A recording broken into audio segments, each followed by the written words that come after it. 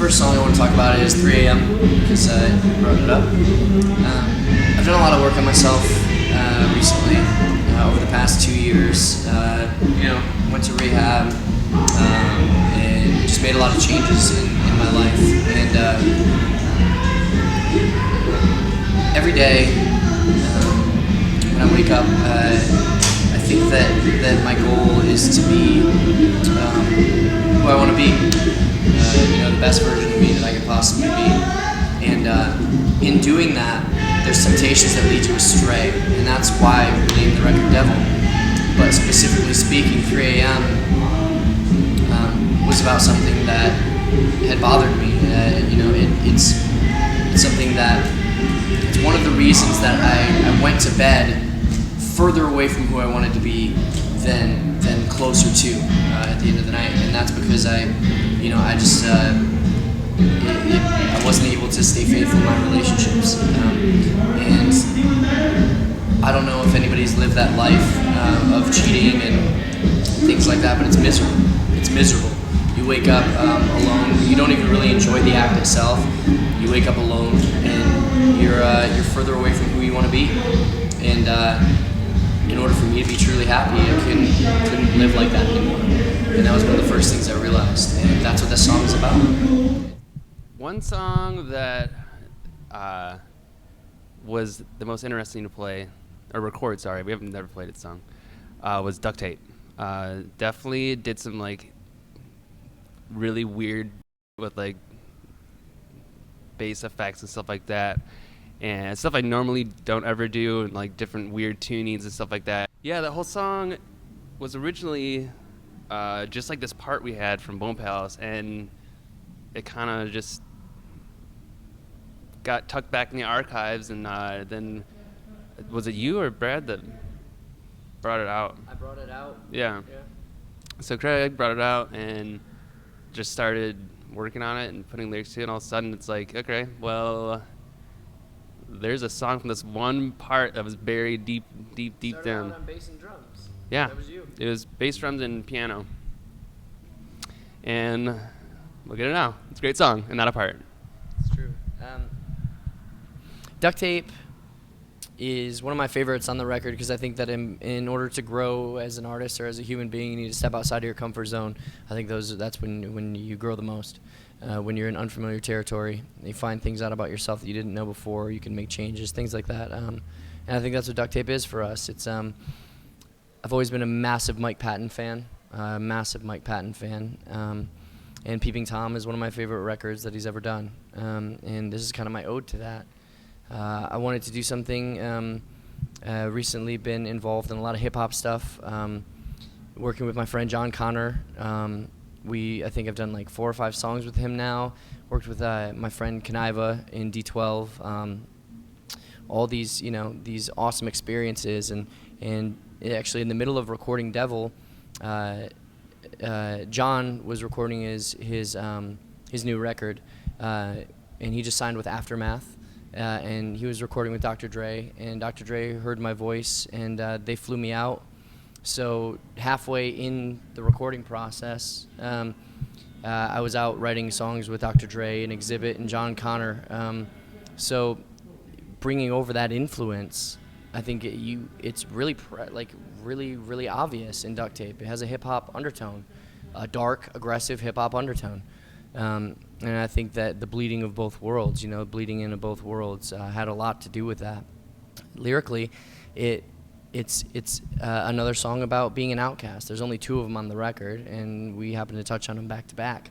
But Duct Tape is about being insecure and feeling very uncomfortable about it and holding yourself together with duct tape, basically, with the strongest thing that this world is man-made, because it's, I know Matt will probably heavily disagree with me on this, but I think, if it's not fear driving your life, it's faith. Why the Munsters Matter is a song that I wrote lyrically and vision-wise, I guess, because I went to a Rite Aid back when I lived outside of Detroit. I went to a Rite Aid or a CVS, some pharmacy, and I noticed that all these old people were just staring at me. And it felt really uncomfortable. I wasn't exactly completely comfortable in my shoes at that point, and I just wanted to bark at them. I mean, I wanted to lash out. I wanted to do something because it felt really uncomfortable with everyone staring at me. So the first thing I did was, after sweating profusely and having to run out of there, because I felt like there was a giant spotlight on me, I went home and I wrote the lyrics to Why the Munsters Matter, about being an outcast and about why it's important that I stay true to who I am and not conform to who it is that people want me to be. And that's why I think the world needs outcasts in order for us to move forward and progress artistically and just, you know, as humanity as a whole. I think outcasts are a lot of the people that have made the biggest changes in this world, and that's why I think the Munsters matter. The last one I want to talk about is Sunny Days and Hand Grenades. I was reading, what book was I reading? Do you remember what book I was reading in the studio? I've never seen it. I don't remember. I was rereading, it was Kurt Vonnegut, I think, and it was Slaughterhouse 5. Yeah, I was rereading Slaughterhouse 5 at the time when we were writing in March and April of last year in LA, and there was a lot of subtle undertones kind of hitting in with the way that he would write about society, basically, and about this illusion of society and how this suburban lifestyle, you know, what basically society says is all right. And I wanted to create, because the song started with me an acoustic guitar, and I wanted to create a still of a perfect family dinner the night Marilyn Monroe died. I don't know why it went in my head, but it did. I'm blaming Slaughterhouse 5 because that was what I was reading at the time. I wanted to get a moment of a still of American Beauty, those moments with the tense suburban lifestyle and how fake it is, really, and that's what that song's about. So I grabbed my guitar and started writing Sunny Days and Hand Grenades, and that song is about a lot of the oppression of the so-called housewife, the oppression of the kids that are forced into being something that they don't want to be, which ultimately always leads to the same thing, you know, just unhappiness and unrest, or they live with resentment. And a lot of how the typical suburban family is just an image. It's something that you're sold through ads. It's not real. Real homes have abuse. They have problems, and they have they have drugs. They have all the things that I list on the bridge of that song. It's a very uncomfortable setting. A lot of those dinners, they're not always pleasant, as the ads sell you. So Survey is boring, but it is I don't know. It's comfortable. People get comfortable with that lifestyle, and it's just easy to. Do you think people maybe try to pretend like it's better and things are going better than they really are?